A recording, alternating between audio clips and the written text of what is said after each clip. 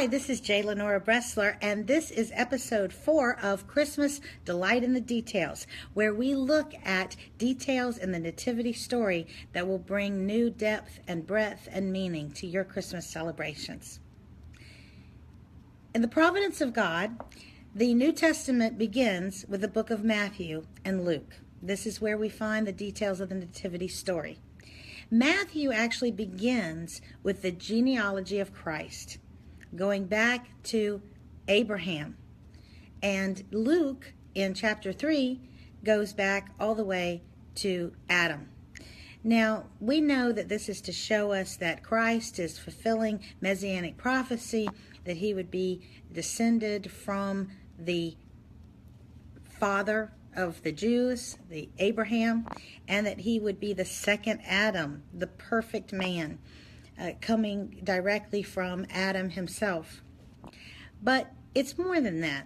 There's something very interesting. You know, whenever there's a book or a beginning of a story, the beginning is very important. You should pay a lot of attention to that. We have a God who knowingly started the New Testament with a genealogy. What is that about? What is genealogy anyway? It's about relationship. It's about showing what the relationship is of Christ to us. That he was fully man. That he was in relationship with the human race. Now, many of us have looked up our ancestry on Ancestry.com. It's all interesting and fun. But in the Jewish world of Jesus' time, your relationship, who you were, your family line, meant everything. There was a very elaborate house of records that was right next to the temple in the upper city where the wealthy lived, not very far from the palace of Herod. We know today where the foundations of that building were, where they still are, archaeologically speaking. It was a prominent location, and your lineage was traced very carefully because the law required you to know who you came from and what relationship you were in. For example, you may not realize this, but every 50 years there was the year of Jubilee, where all debts were canceled, including if you had lost your ancestral property because of back taxes or because you lost money, you would get your ancestral land back, but you had to be able to prove your relationship.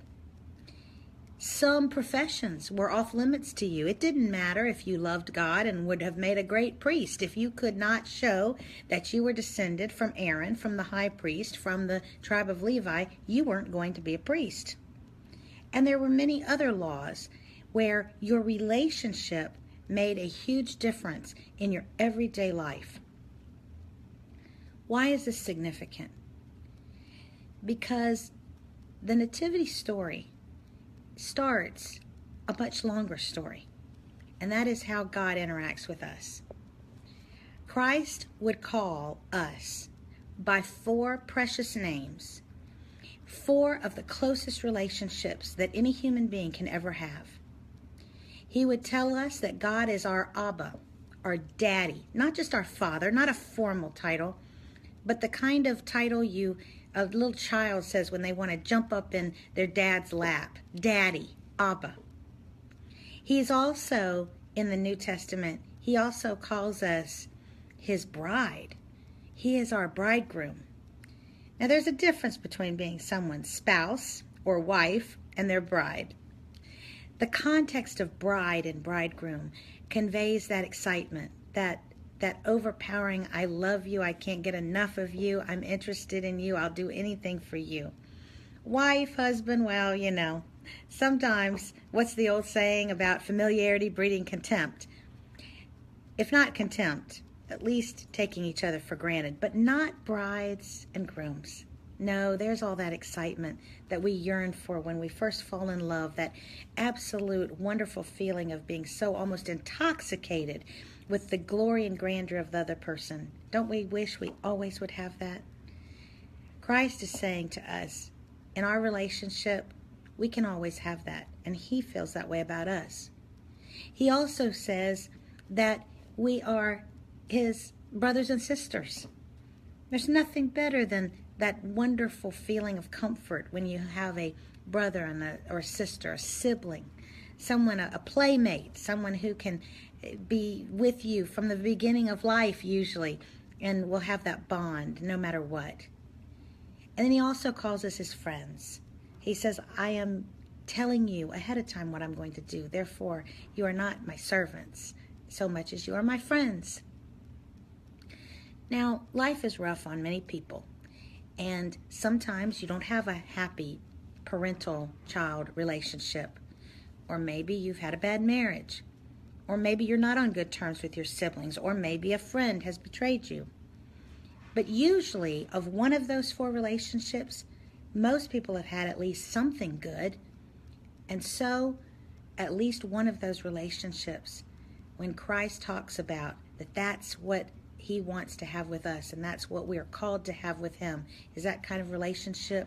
It should ring true and be very, very exciting.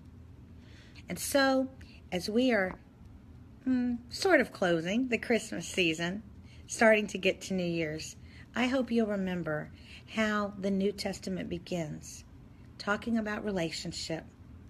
And ultimately, all of the gospel message is the good news that Christ wants relationship with us, to be daddy and lover, bridegroom, and sibling, and friend. Merry Christmas.